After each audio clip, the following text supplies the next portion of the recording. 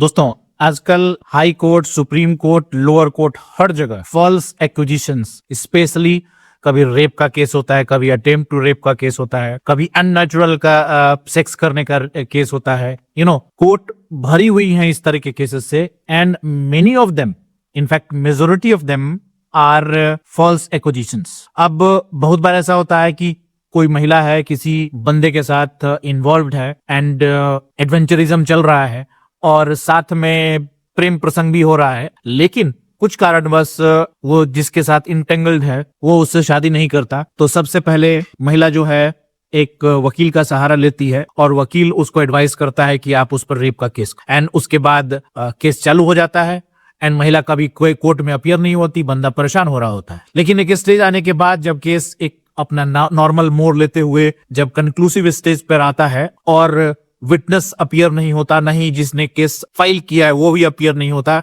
तो फाइनली वो एक्यूटल हो जाता है बंदे का। दूसरा इस तरह का केस आता है जब केस किया जाता है कि मेरे साथ रेप किया, मैं प्रेग्नेंट थी, उसने मेरा अबॉर्शन करवा दिया, उसके बाद मेरे पास उसने मेरे बहुत सारे न्यूड फोटो रखे हुए थे, उस फोटो को एक्सपोज करने की धमकी दे रहा था, मेरे साथ अननेचुरल सेक्स कर रहा था और मुझे फोर्स किया इस रिलेशनशिप में आने के लिए। और उसके बाद और ये ऐसा तब होता है जब कोई बगल में पड़ोसी हो और उस पड़ोसी के साथ उसके पुराने फैमिली के रिलेशंस भी होते हैं और उसके जमीन पर या घर पर कब्जा करने का इरादा होता है इसकी फैमिली का। तो इस पॉइंट को लेकर वो पहुंच जाते हैं केस करने के लिए, लेकिन फाइनली कुछ नहीं होता। इसी तरह का तीसरा केस नेचर का केस होता है जब रियलिटी में महिला इंटेंगल्ड होती है और जेंट्स जो है, वो जो मेल जो है वो उसको वादा करता है कि मैं तुमसे शादी करूंगा, लेकिन फाइनली कुछ कारणवश फैमिली के रिलेशंस, फैमिली के प्रेशर के कारण या कुछ फियर के कारण या कुछ ग्रीड के कारण वो इंसान उससे शादी करने से मना कर देता। अब ऐसी स्थिति में उसके पास कोई रास्ता नहीं बचता बशर्ते कि उसको कोर्ट में घसीटने के, ईगो क्लैश करने के। और भारत तो महान है, ऐसे एडवाइजर बहुत सारे लोग हैं कोर्ट में मिल जाते हैं, वकील जो सीधे एडवाइस करते हैं कि उस पर रेप का केस करो और केस चालू हो जाता है, परेशानी बढ़ जाती है दोनों तरफ से। फिर महिला बाद में सेटल करती है, वो इग्नोर करने लगती है, कोर्ट में अपीयर नहीं होती, पुलिस के साथ वो अपने जो विटनेस का जो प्रोसेस है या कोऑर्डिनेशन है या कोऑपरेशन है वो नहीं करती। फाइनली पुलिस रिपोर्ट सबमिट करता है कि विटनेस ने कुछ नहीं किया और कोऑपरेट नहीं किया और ये केस खारिज हो जाता। लेकिन कभी कभी केस अटक जाता। ऐसा ही एक केस अभी आया है रिसेंटली हाई कोर्ट दिल्ली में। जस्टिस कपाड़िया के बेंच ने उसको देखा और जस्टिस कपाड़िया ने उस केस को बहुत डिटेल में समझने की कोशिश की कि क्या मामला है। मैं आपको ब्रीफ में बताता हूँ। मामला ये है कि एक पड़ोसी एक दूसरे मैरिड महिला के साथ उसने दोस्ती किया पहले, उसके बाद उसके साथ रिलेशनशिप बनाया, उसके न्यूड फोटो खींचे और वो प्रेग्नेंट भी हो गई, उसका एबॉर्शन भी करा दिया। फाइनली वो महिला प्रताड़ित होकर उसने केस फाइल कर दिया कि मेरे साथ ऐसा हुआ है, अननेचुरल सेक्स और फोर्स्ड सेक्स एंड जो रेप तक का भी कहानी बना। और केस जो है वो आया लोअर कोर्ट। लोअर कोर्ट से केस घूमते घूमते हाई कोर्ट पहुंचा।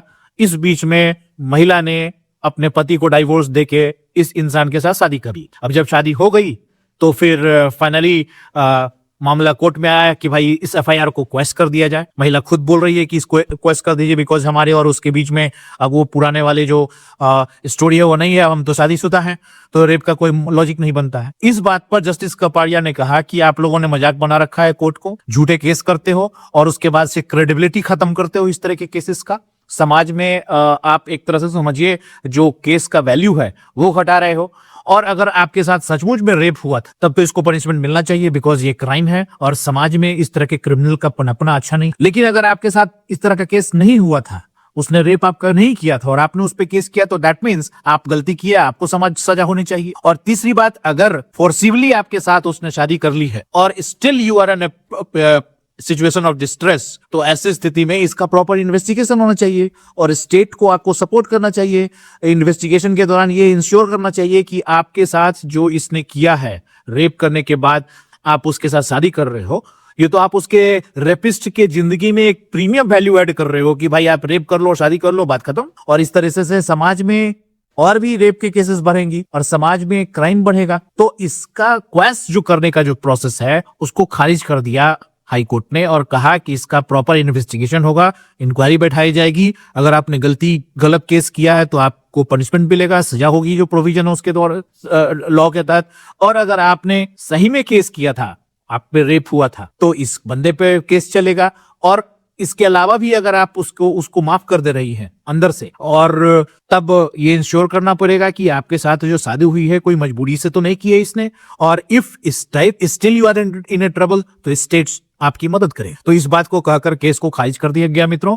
लेकिन इस केस को डिस्कस करने का मतलब आपके सामने मैं ये रखना चाहता हूं कि झूठे केस, चाहे वो रेप का हो, डकैती का हो, चोरी का हो, या किसी को जबरन फंसाने के लिए किया गया हो, या अननेचुरल सेक्स का हो, 376, 375 ये सारे जो सेक्शंस हैं, या इवन 420 का हो, या क्रिमिनल कॉन्स्पिरेसी का हो, इस तरीके केसेस को करके आपको फंसाने की कोशिश करने वाला जो इंसान है, उस पर सुप्रीम कोर्ट ने बार बार लगातार इनफैक्ट जजमेंट्स दिया है और कहा है कि अगर आप गलत केस कर रहे हो तो जो नए नागरिक सुरक्षा और संहिता आई है और जो नए लॉज जो इन्फोर्स किए गए हैं उसमें प्रोविजन है कि मतलब पुराने जो आईपीसी में था वो भी और सीआरपीसी में था, उसके अलावा उससे को स्ट्रॉन्ग करते हुए कहा गया है कि झूठे केस करने वाले पर इमीडिएट जो है कार्रवाई की जानी चाहिए, और समाज में जो सही है उसके वैल्यू को घटाने की कोशिश करने के लिए अलग से केस चलना चाहिए। मित्रों, इस चीज पर आपका क्या विचार है, आपका क्या कमेंट है, कमेंट बॉक्स में जरूर दें। और अगर अभी तक आपने हमारे चैनल कानून प्लस को सब्सक्राइब नहीं किया है